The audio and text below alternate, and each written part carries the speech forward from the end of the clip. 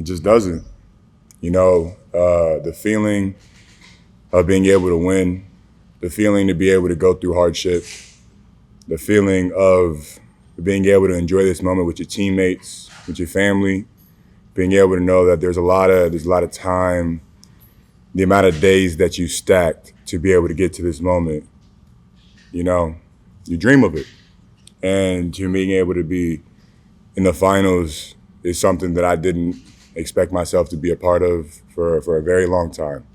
So just being able to do this in my first year, I just want to be able to learn as much as I possibly can and grow as much as I possibly can.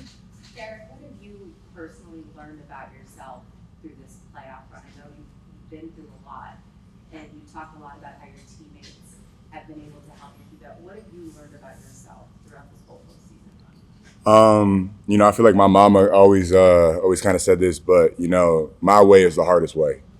We're not going to take the easy way out.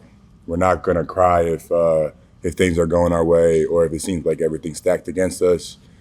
We just got to be able to huddle together as a family, being able to lean on each other. There's a lot of times where, it might seem like the world's against you, or it might seem like, you look in the mirror and you ain't seeing the same person. But whenever you come in here and you're able to smile with the teammates, being able to laugh with the teammates, being able to enjoy time with your teammates, it makes everything outside of the basketball world that much easier. What is Tyson, JK, Kyrie? What have you thought about Coach Kidd's stewardship, if you will, on this process? As your first NBA coach, so you don't have much to compare it to, but what's it been like for you playing for him? I feel like he's been one of the best coaches I've ever had. He's putting me in positions where, he's expecting me to fail, and even if I fail, he's going to leave me in there to learn. I feel like, his coaching style fits me very well. He's walking into the locker room and then asking, so what do we think? Being able to have a coach like that who's going to make the players speak, make the players talk to one another, and then say what he thinks is an amazing process. We're able to talk to one another about what we think we need to do together as a team. And then whenever the staff comes in, they bring in their own light, what they see from the court, because players and coaches see the game two different ways, and we're just able to help each other. I feel like Coach Kidd has definitely, there's been a lot of criticism on him, and I don't understand why. I feel like he's an amazing coach and an amazing person. What are some of the ways that Tyson Chandler has helped you become the player you are today? Being able to be mentally tough, being able to know that, I look at him and I see myself plus 20, 25 years. And seeing someone who has been in my position, who has been in this seat, who has played in the championship, who has gotten the championship, being able to guide me, it makes me that much more confident in who I am. Knowing that he has my back, he's confident in me, makes me want to go out on the court and just play with that much more aggression. What is this Boston team holds differently as a threat compared to that of the Clippers, Thunder, and Timberwolves? I feel like they're an amazing team. They've been on the top 3 teams in the league the entire year. They could shoot the shit out of the ball. 1 through 5, they're an amazing team. They can space the floor. They can get to the rim. They have a lot of weapons that they can use on the floor. So it's just going to be able to try to be able to understand when they're going to use their weapons and when we can try to use their weapon against them. I'm sure you're familiar with the history of Kristaps here. Mm-hmm. What do you think about the matchup with him and Al Horford as well? It's basketball, man. The media is going to try to turn into, they're either going to look at Kristaps, they're going to look at Kai, they're going to try to turn it into something. But we're going to go out there and just play. There's a lot of things a lot of tensions that's going on the floor, a lot of tensions that's going on in the locker room, but it doesn't matter to us. We're focused on going out there and getting 4 wins in a row. Not 4 wins in a row, but 4 wins, stack them, and being able to know that there's going to be a lot of ups and downs. There's going to be a lot of people questioning things, and we got to be able to stick together with positive talk and be able to have each other's back. I think most of us have seen the photo, the team photo on the plane. What was that plane ride back like? Maybe some highlights or discussions. It was an interesting plane ride back. It was very high spirits in the plane, but we were driving in the thunderstorm. We're able to just lean on each other. We're able to have fun, even in the moments where we're kind of like, we gonna make it back? But it was a great time. You know, everybody was leaning on each other. Everyone was talking to each other. You know, people in the front of the plane and people talking to people in the back of the plane.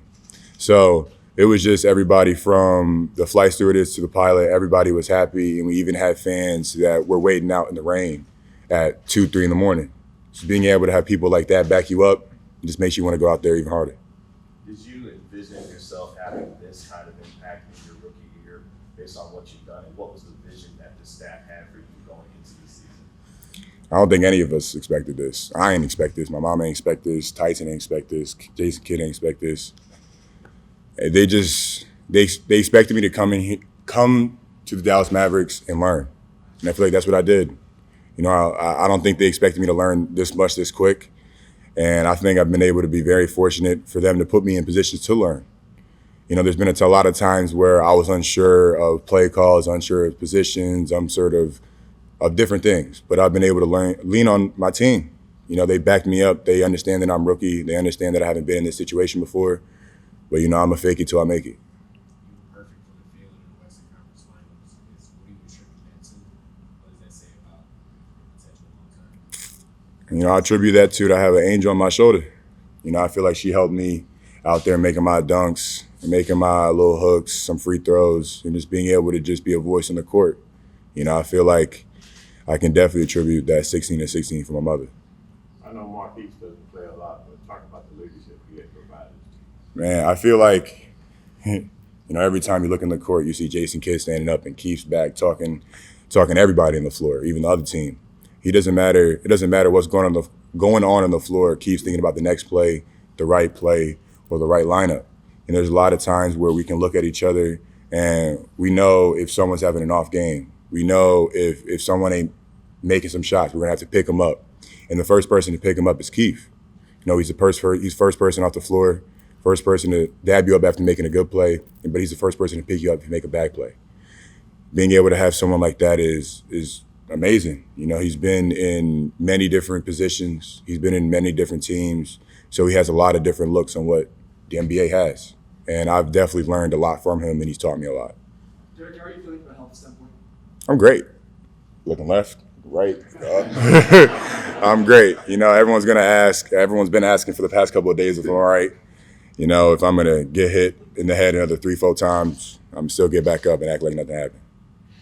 Dereck, are you surprised at the way it's almost like symbiotic relationship with you and Gafford and how that works?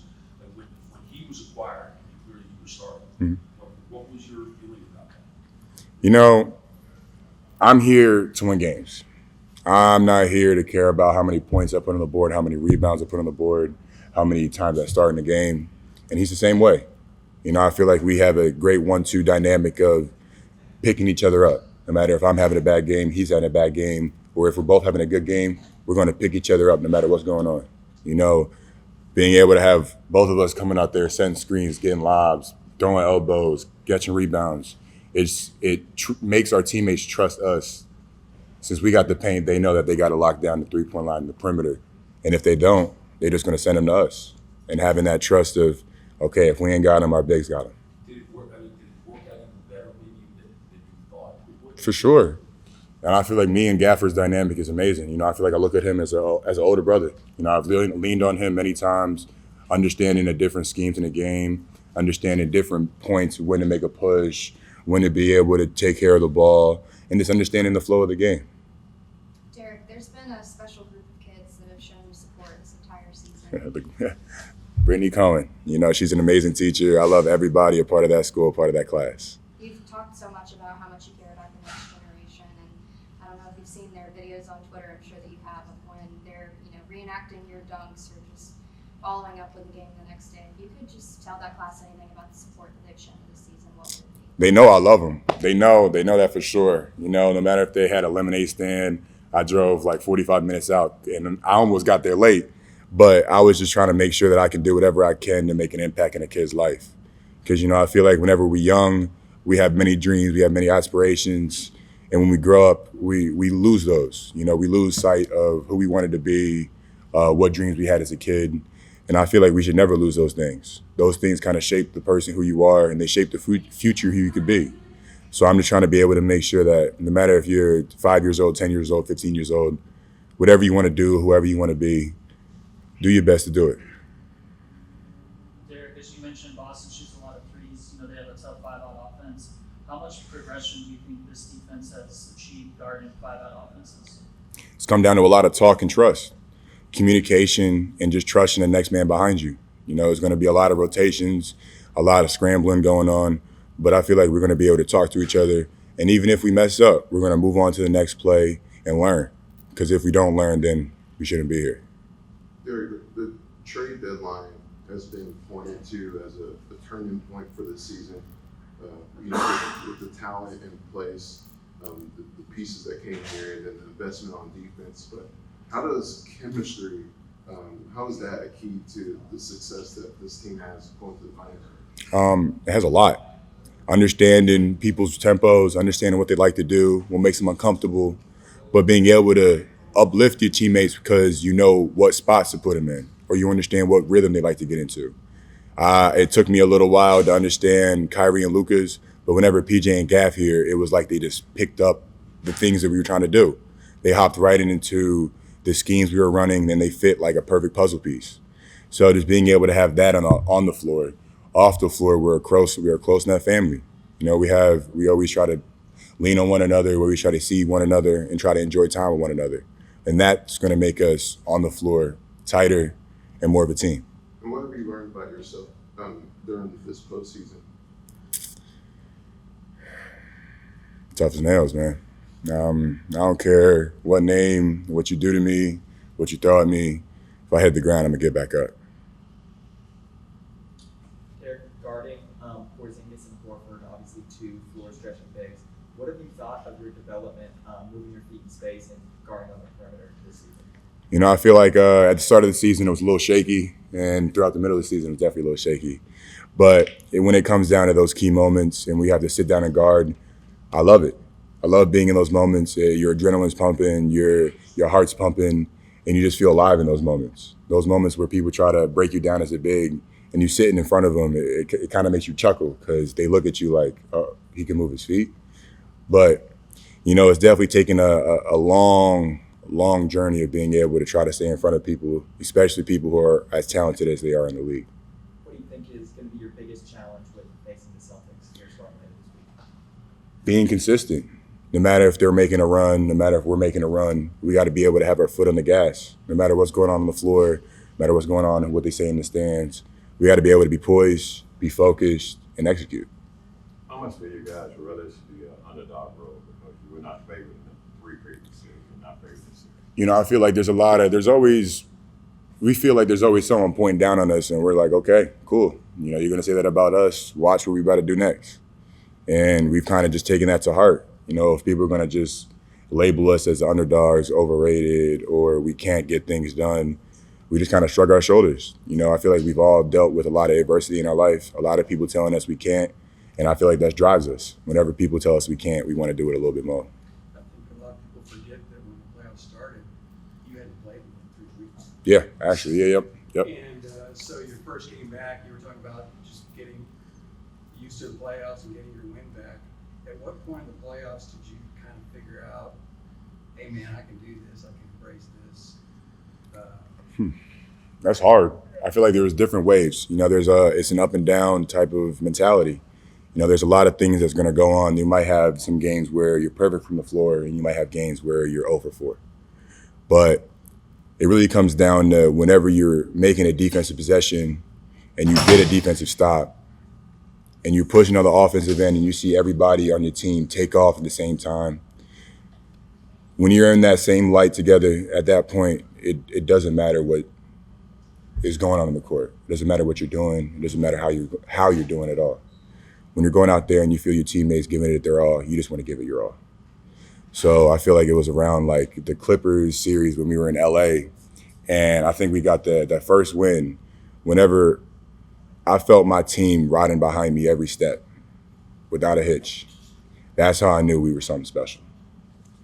You had a chance to watch Luka before you became his teammate. And one thing we constantly hear here is that he's not a great athlete. And they play with him. What do you say to this idea that he's not a great athlete? He can hoop. He can hoop. He might not be able to windmill, but you know, he's one of the best players in the world. And being able to say that about somebody is crazy. Knowing people are going to game plan for him, people are going to double him, and he's still going to pick you apart. Being able to have someone on the team like that is amazing, and there's nothing you can compare that to. Last question, I guess. Okay. There's a video of you circulating from All-Star Weekend interviewing Jason Tatum. You know, Yep. He's giving you advice on just your rookie season, and now you're facing him in the Celtics in the finals. Just what is that moment like for you, especially the Duke connection? Full circle. You know, I feel like I've seen him whenever I was back in college, seen him before college, and now going up against him he's an amazing player. They're an amazing team. It gives me, I don't even know what the words to say. It gives me like pins and needles because I'm excited. Being able to go up against such a great team and being able to I know I'm going to fail, but being able to adapt to the things that I'm failing is something I'm looking forward to. Something I'm looking forward to is just going out there, making a mistake, learning, and then correcting that mistake in front of people. And lastly, you just mentioned failure a lot as like a positive thing. So what's your definition of success? Definition of success. Not being the same person you were yesterday. Being able to learn, it might just be one little thing, just being able to change one thing in your life. I feel like that's the slow progression that everybody needs. Thank you. Take us through the lob dunk. Why are they so successful? You guys got almost as many lob dunks as all the other playoff teams combined. It's just connection and chemistry. Just trusting he's going to throw the ball at the right time, in the right area, and having the trust to know that I'm going to jump and go get it, or Gaff is going to jump and go get it. You know, there's been times in practice where we mess up or the timing might be wrong, but we're going to do it again and again and again until we get it right. You know, I feel like that's what we've done throughout this entire season. No matter if that's on the defensive end or the offensive end, we're going to rep it out as many times until we get it correct, until we can perfect it.